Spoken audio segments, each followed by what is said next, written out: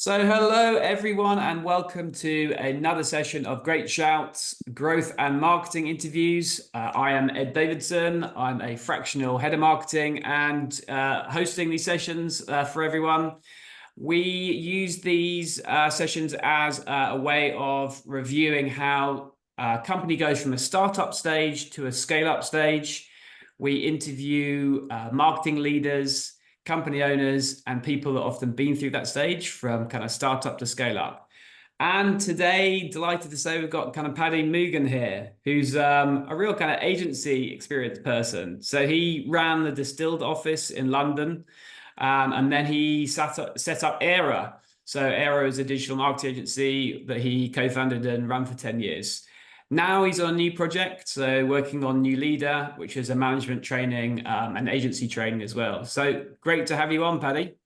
Cool. Thanks, Ed. Thanks for having me. Good stuff. Okay, so these conversations, I try and baseline people's thoughts. How do you kind of define when you think a startup moves to a scale-up phase?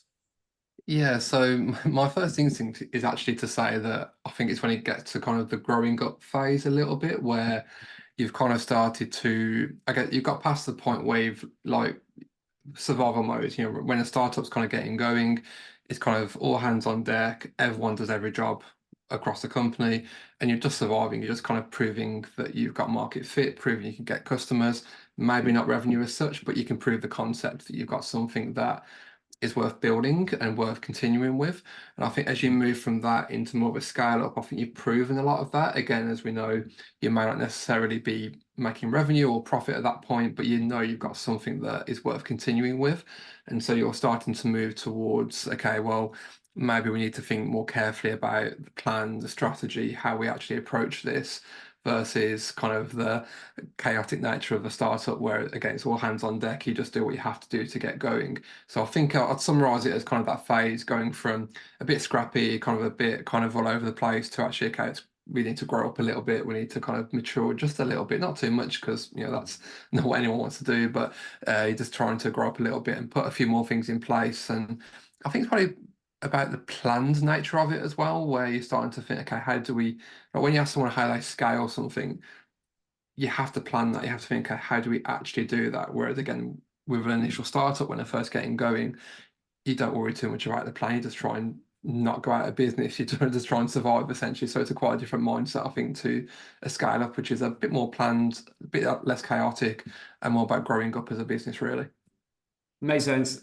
And it's really interesting from your perspective as well, because you could kind of see it from growing Era and growing kind of an agency, and also presumably from kind of working with different companies, right? They're in different phases of growth.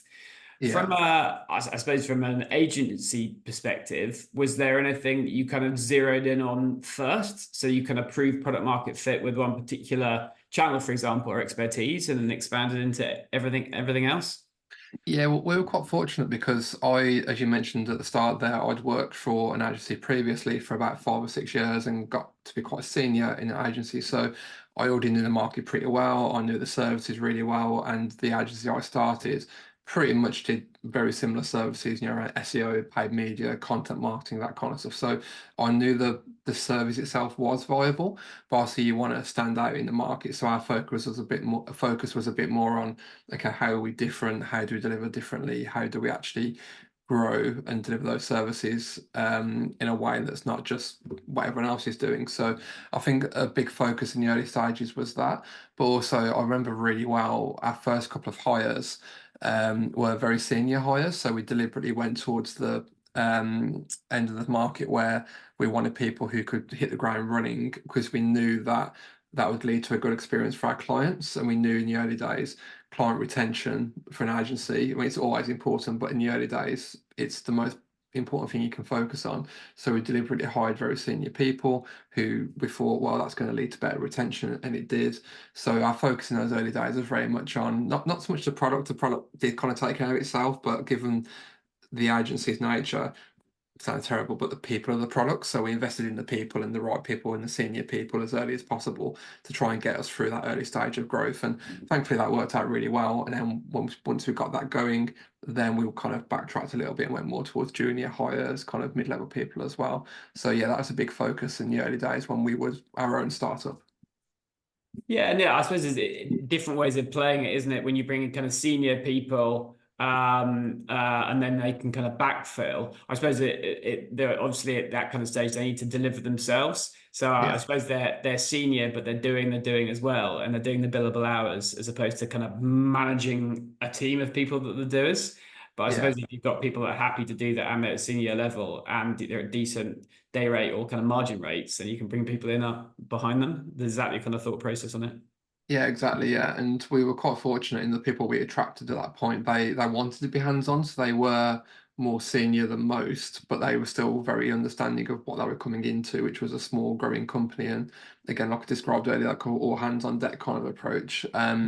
So we kind of got the right people on board very early. There were one or two that didn't work out because of that. You know, they didn't want to be too hands-on, and they were kind of past that point. But I think we hit just the right stage of a few people's careers where they were on that trajectory, very experienced, very senior, but were on the way to managing teams, but they weren't quite there yet. So we hit a few people just at the right phase of their careers, which matched with where we were going.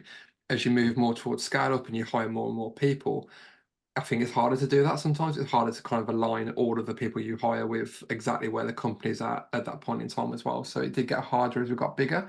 But when we was a startup, yeah, it was quite easy to find the right people who were buying into the kind of company we were at that point in time, which, as you said, was very much hands-on work, kind of not running teams, but actually getting hands-on with client work. Because myself as a founder, I was doing it, so kind of everyone else kind of understood that they had to do it as well. Yeah. And these interviews are great, right? Because I get to talk to the companies and kind of agencies and different suppliers and providers, right? Yeah. So it'd be interesting to kind of understand from your perspective as an agency owner, where you think, say, a startup moving to a scale up, how they should engage with third parties and agencies as opposed to bringing people in-house. Is there a balance there? Like, where do you see?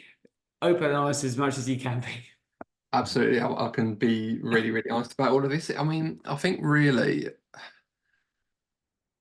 some agencies won't admit it, and we probably wouldn't have admitted it in the early days of Era, but some are just not suited to that startup, even the scale-up kind of world. I think a lot of them are more suited to much more mature or established companies, and the opposite around as well. Some companies aren't suited to those more corporate companies as well. So I think if you are a brand, a scale up, a startup looking for a partner or an agency, I think it's about making sure you find a partner who kind of gets the nuances of that world and gets the idea that, for example, you're probably not going to have a robust marketing team to be working with. You're probably going to be working with maybe the founder themselves who's doing 5 different jobs because they're a founder of a startup. So they've got the finance hat, they've got the marketing hat, they've got the sales and the product hat.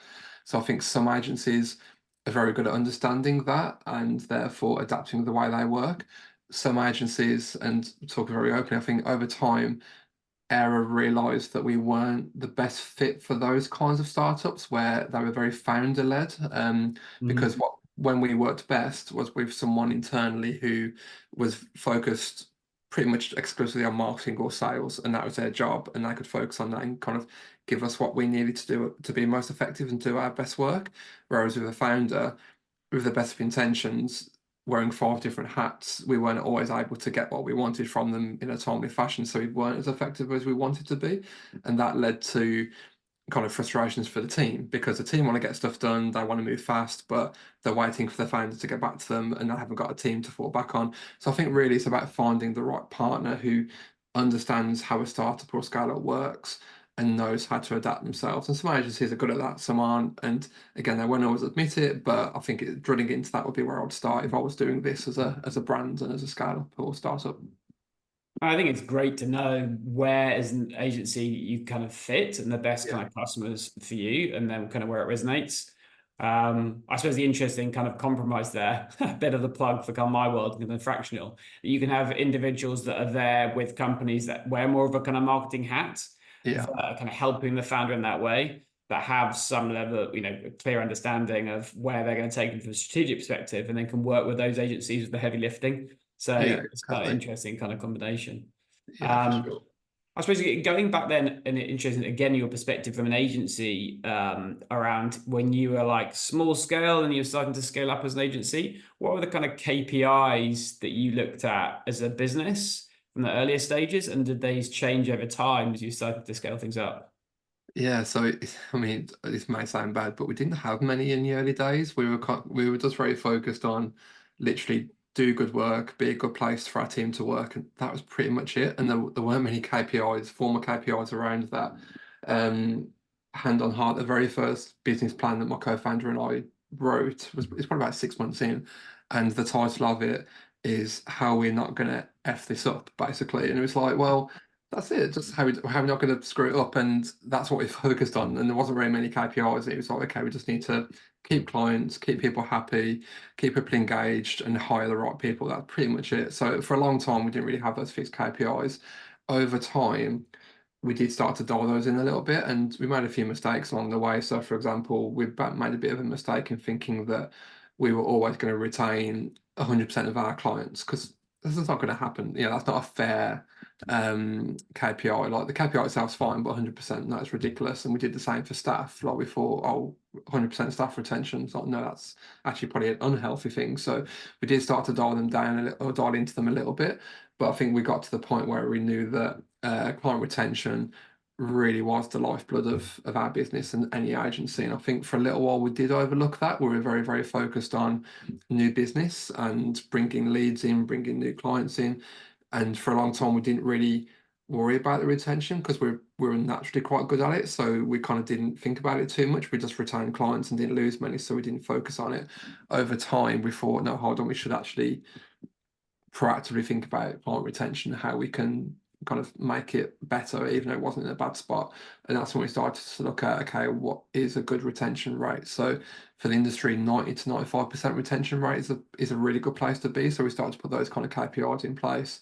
We then started to try and connect the client KPIs, the KPIs of our team as well. So trying to connect the performance of clients with someone's individual team performance and their individual personal performance as well. So we did start to work on that over the years as well, which wasn't always perfect, but it made sure that where possible, the team were really aligned with success of the clients. Because again, in the early days, when you're a small team, you don't worry about that too much. It just kind of happens on its own. But as you grow and take on more people and hire more people, I think you have to be quite explicit about that connection and not just think that people understand it. You have to kind of make it real for them and show, hey, if we keep all of our clients, keep them happy, that leads to your progression and your pay rises, your promotions. And we had to really be explicit about that connection as we grew and started to scale up a little bit.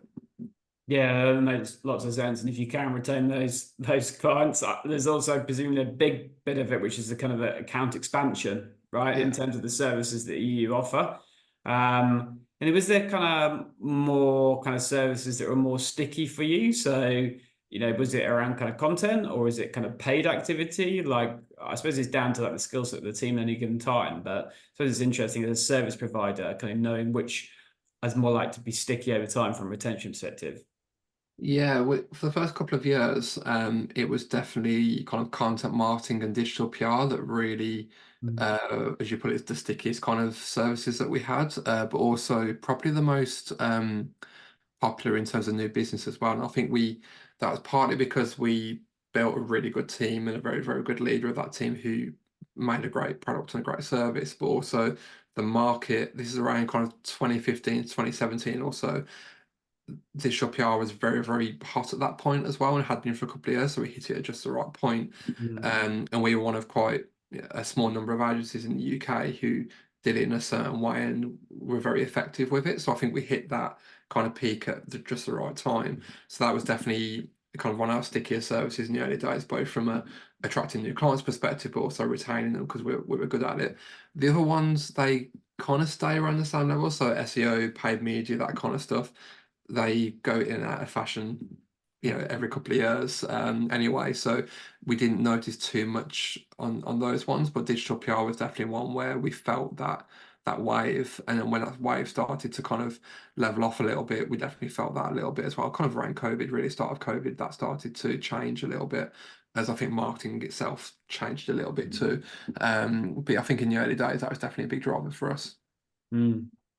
And over kind of time, did you change your pricing strategy in terms of how you were paid or project versus retained clients? Like, how did that kind of work out? You started to scale up.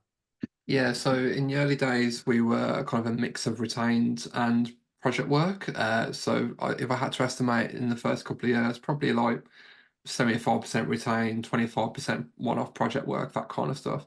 And we were pretty open to the idea of selling, say, a 3-month project with a view to moving into a retainer, but not kind of making it an obligation, and kind of backing ourselves a little bit. Because when you're, again, a startup and relatively small, you can use that against the bigger players and kind of say, well, they want to get you into a 12-month contract. We don't, we'll back ourselves and give ourselves 3 months to prove that we're good and know what we're doing. Then we'll ask you to go into a retainer. So in the early days, we played that card quite a lot. Then as we started to grow and the numbers got a bit bigger and scarier, and you see payroll starting to get a bit bigger and scarier as well, you think, okay, we probably need a bit more security than one-off projects and short-term contracts. So that's when we did start to move more towards retainers as the default way of working. And at one point, I think we were like 97, 98% retained work in terms of our overall revenue. And that's probably, towards the end of my time at Era, that was probably where we were most of the time. And obviously that's got some benefits, but it is also harder to sell sometimes because clients, particularly again, since the start of the pandemic, have got a bit more nervous about retainers and being locked into contracts. So that we did have to dial that back a little bit and be a bit more flexible, with break clauses and things like that. But generally speaking, retained work is the best way of working for most agencies and clients anyway. Yeah, yeah. And now, what, the CEOs and founders listening here that get to that stage, what's your recommendations to them of the best way to work with an agency? Because it often is like, got the agency, squeeze the agency, get the best results. But sometimes the best kind of relationships work in partnership, right? Either in terms of idea sharing or in terms of feedback loops or just, their results, where it is actually a partnership in that way. But you're good to hear how it's worked for you.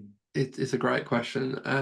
I think the best clients that we ever worked with, both in terms of the results, but also just the working relationship, it felt like we actually were partners. And that's from the very first moment that they get in touch about working with us. You can kind of tell by some of the terminology, the way they run the sales process, the way that they speak to the team, of how they're going to be as a client. And what we wanted to avoid were clients that implied that, or explicitly sometimes said that they're the client, we're the agency, that's the relationship. Whereas the other clients that were better were kind of like, well, if we win, you win. Like we don't want to go through this process of onboarding an agency every 6 months or every 12 months. So let's make it something that works for you. And I think it's just that acknowledgement that it's also a business for us as well as them. And I think it's particularly me as the founder, or co-founder and CEO.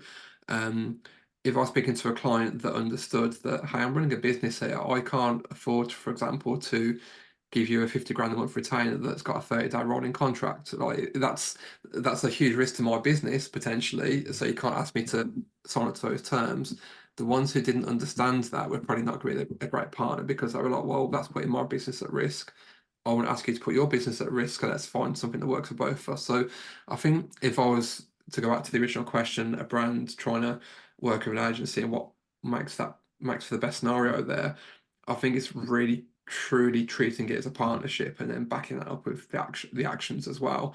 And it's absolutely fine and to expect an agency to put a bit of skin in the game, to put a bit of risk onto the table, as long as that is also kind of reflected in the potential upside, as well for the agency. And there's like not necessarily bonuses, but kind of like, no fighting over the credit for doing well, that kind of stuff, that kind of attitude towards why the agency's doing a good job, let's give them a pat on the back. Being prepared to do that is quite important as well, and not just thinking, well, yeah, that's their job. So yeah, hopefully that answers the question a Yeah, little bit. the answers It's a it. really good area. Yeah, no, and I think but there'll be founders and CEOs screaming at the screen. So I think the fair enough challenge is to be able to say sometimes the feeling if you're working with an agency is that you'll have the promises made, and Yeah, then naturally because of the kind of profitability, it'll go to junior people that'll do the work, and the yeah, expectations will not be delivered in terms of what was promised. And this naturally just happens because yeah, in terms of bringing young people up that may have great ideas as well, but just being able to balance the kind of senior people. yeah, How did you play that with Era, and how did you make sure that it was truly delivered to yeah, the senior kind of big guns there in the initial meeting and kind of kickoff meetings compared to the junior yeah. helping to deliver? Yeah, it was actually a real problem for us in the early days because so my previous agency allowed me a platform where I was able to go and speak at conferences, to write for industry blogs. So actually, don't want to say I was famous by any means, but I was quite well known in the industry, and that brought a lot of business in. I was able to carry that through to Era, which is great. But a downside of that meant that some companies expected me to be the one that they were going to be working with. And in the early days, it was because we were small and I was getting hands on. As Mm. time went on, that become less and less the case. So it was quite a challenge, and we had to be quite explicit about the fact that, you know what, it's not going to be me that's doing this. I'll be involved, but I'm not going to be in your account every single day. And over time, we had to kind of be very clear about that because we didn't want to do what you just described, that unfortunately is a lot of experiences where you kind of get sold one person and kick off and you get given a different person. So one tactical way that I actually started to get around that was being very open on, say, the sales call and saying that, okay, here's the team, bringing juniors onto that call and actually getting them to meet the clients. Clients really appreciated that, and they didn't just appreciate the openness, but also just meeting the people they get to work with. So we that's one way we got around it.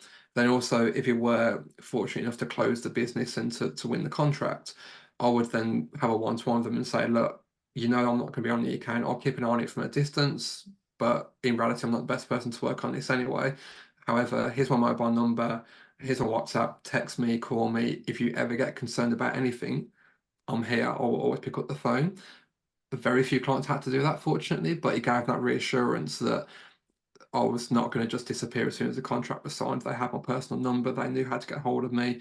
That just gave them the reassurance that I was there if something did go wrong. And yeah, occasionally it did. Occasionally I did have to get back involved and give them a call and kind of work things out. But for most clients, it was enough just to know I was there. And that openness really kind of was appreciated.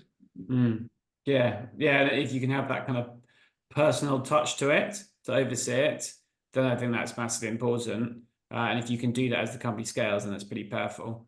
Yeah, I exactly. suppose at any level of scale up, very specifically at business service business, because your business is the people that you've got. Yeah. Talking about the team there, was there a particular culture that you instilled as you scaled? Was there anything in terms of that helped retain members of staff that was kind of different to anything else in other agencies? Yeah, it's actually quite a big kind of topic for me because when myself and my co-founder joined together, one of the things that he asked me to bring with me was culture. So again, at Distilled, they had a great culture, had a great way of working. My bosses were fantastic, and they were quite well known for that. And my co-founder Matt, literally said to me, "Can you just kind of bring the best bits and kind of replicate the good bits?" And I think I did quite a good job of that over the years. The culture was very important to me, and I think a couple of the things that very, very deliberate in the early days in particular was giving people autonomy, giving people trust just to get on with the job and kind of hiring good people and letting them do their thing. That was huge. And that can work against you. So as we became more of a scale up and grew, there were points where that became difficult because you can give too much freedom without the guidance and without direction.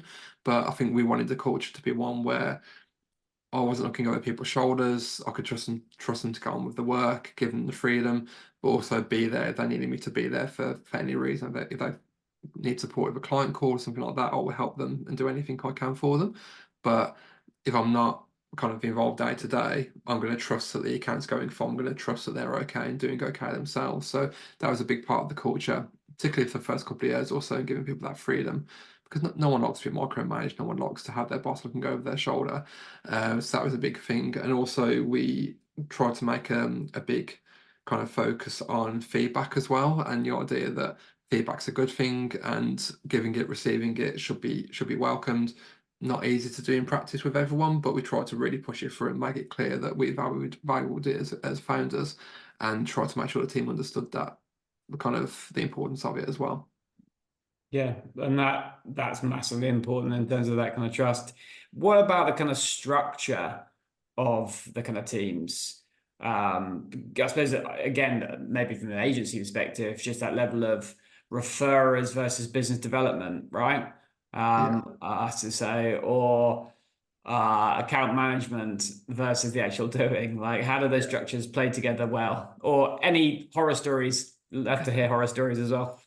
Yeah, I've probably got one that's come to mind, which I can come to in a second. But yeah, I think it actually goes back to your very first question about scale-up versus startup, actually, because I think when you start to see those structures develop and teams develop, that's probably a sign that you are moving towards a scale-up a little bit. Because when you're or at least when we were a startup and in the early days, we were pretty much all just one team. And for us being an agency, it was pretty much all people that worked on client work. It was client delivery, getting hands on with whatever it was. I think like our first non-billable hire was probably 3 or 4 years in. Like, so all of our hires in the early days were purely client delivery. Um, so we didn't have too much of a structure. As time went on, they did start to split out towards an SEO team, PPC, content, those kind of structures did start to emerge a little bit. Um, that leads me a little bit towards, I guess, the difficulties and horror stories a little bit, because we did find that as we got bigger, um, each team started to kind of have their own little mini cultures and ways of working, because you've kind of got the overall overarching culture, then you've got obviously the teams within that. We didn't do the best job, I don't think, of setting expectations as to what the culture should be and what we wanted to maintain as we grew.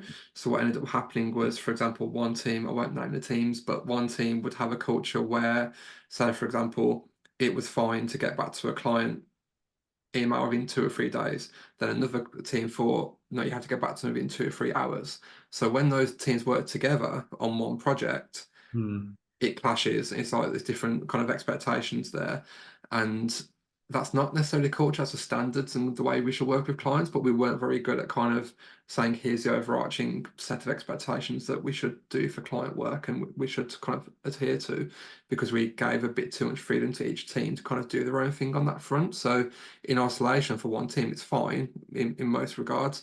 When you put them together and they clash a little bit, that's when we had a few issues with team leaders not really getting on with each other and not really working together well on client projects. So yeah, there was a few issues there as we started to grow, just for that misalignment of expectations. And some of it is literally that growing pains that you need to kind of sort out, but some of it's the kind of standardization that everyone kind of understands where they are, and you aren't, don't, the kind of like those mini silos, as you say. Yeah, Yeah, yeah. exactly. And when you're small and you kind of almost sat around one big desk or you're in one office, it's kind of inferred. You just kind of pick up on it, and the culture and the expectation just kind of finds their own way to the team. When you start to grow and you've got different teams, so for example, you start moving to individual team stand-ups, not a company stand-up, like messages are different, things get lost. So again, moving from a startup to a scale up, that's probably one of the things that does happen as well, that messages just tend to get a bit messier to get through to the team because they're all different. And I suppose just an expansion of that in terms of, say, remote working versus office working. Well, two things, right? As your company scales, potentially you're operating in different parts of the country. You're bringing in talent from different places. Yeah. How much did that work for you in terms of being remote like this versus trying to get everyone in an office? Yeah, we struggle with that, to be honest, because I think we've done such a good job of creating a great culture that was office based and kind of very, very obviously face to face driven. I don't. I think I made the mistake, maybe like a lot of people back then, that this is going to be a few weeks or a few months of a pandemic, not as it turned out to be a couple of years. So I don't think we kind of treated remote working as something that we had to adapt to and be deliberate about. I think it's probably only after about 6 months, actually, I remember towards the end of 2020, September, October time, it started to hit me that, oh, this is here for a while longer yet. And then we started to get a bit more deliberate about remote working. So I think we were a bit slow on that and adapting to that world. Um, and I think it is different. I think the fundamental principles are the same, but the way you execute remote versus office and hybrid is different. But either way, you have to be deliberate about which way you want to go. So it's like if you want to be fully office based, nothing wrong with that, but you go that way and you commit to it and you execute on it. If you want to be fully remote, you do the same in that direction. We didn't really do that very well. I think we kind of hovered around the middle for quite a long time, which I think, being honest, damaged the culture a little bit. If we'd chosen a direction, we probably would have been committed to it. We probably would have been a bit better. Okay. Yeah. Interesting. And now I suppose that, as you scaled there, maybe kind of the early stages, it was personal relationships that you had with people that brought in work. It was, you were known for doing a bit of PPC or a bit of SEO. As you got bigger, I suppose the agency brand name becomes more of a thing, and you're kind of recognized in that way. Do you Yeah. put more kind of emphasis on that? Were doing a lot of thought leadership out of Era? How did the kind of brand evolve that kind of helped solidify both retention and potential acquisition as well? Yeah, so we definitely started to take it a bit more seriously as we scaled up and got a bit bigger. And I think we understood the value of it a lot better because, again, when you're relatively small and a bit of a startup, you don't worry too much about where the leads come from. You kind of they come in, and we were quite blessed with them. Didn't struggle too much in the first 4 or 5 years, so we didn't think too much about it. But after a while, it was kind of like, okay, let's be a bit more deliberate about it. And that's actually, as I said earlier, grow up a little bit and think about it. And we did start to notice that the brand was playing quite a big part in people coming to us, and we started to get a few people saying things like, "Oh, we saw you speak at this conference 2 years ago, and we've remembered," kind of thing. Or, "We saw this member of staff write on this blog 6 months ago, and we've got back in touch." Like, we started to realise that people were remembering us and remembering our names, remembering our services, and that's when we started to realise like the importance of it. Because up until then, we knew we got referrals, we knew we got recommendations, but I don't think we connected that to the brand. I just think we connected that to, well, we've done a good job for someone, so they've recommended us. I don't think we thought about it much more than that. But after a while, we did start to realise, well, actually, if we're in all of these different places and we're active and we're making noise in the right way, it does have that cumulative effect. And I think there was even one I had where someone got in touch after 5 years of seeing me speak somewhere, and I was like, wow, okay, I'm not going to attribute that in HubSpot. Like, it's going to be a pain. But you realise it takes a while to really appreciate, or took me a while anyway, to appreciate the power of the brand and kind of the work we had to do for that. I think I took it a bit for granted in the early days. 5 years, nice long lead time, certainly. Yeah, I know. It was great. I was happy about it. But still, it's like, okay, cool. I can't really replicate that on my marketing plan. Yeah. Um, we're kind of running out of time. Last couple of questions. One is, I suppose, where do you see, at least in, say, the content world, where expectations of clients around AI and delivery, if it's good or bad, and how much do you think it's going to kind of shake up that industry? I suppose the overlap of kind of content and kind of Yeah. SEO as well. Yeah, it's huge. Being honest, I'm a little bit happy I don't have to worry too much about it now. I've stepped away from the agency world a touch, because I think a lot of people don't know where it's going to go, but I think it will shake things up massively. Because even the early stages of seeing video content that AI can create, I mean, if this is version one, then imagine version five, version six in a few years' time. So I think it will shake things up quite heavily. What we started to see at Era was clients start to ask the question and sometimes put into contracts that we cannot use AI to produce copy, for example, or if we do had to declare it because they were worried about us often taking shortcuts and stuff like that, which we didn't. The way that we started to approach it and the way we spoke to clients about it was, it's literally an assistant, like it's something our team will use, but it's there to help the expert, not be the expert. And I think if you treat it as something that is there to, just think of it as any tool, like a piece of software, something like that, a Chrome extension. I know it's a pretty advanced tool, but it's still a tool.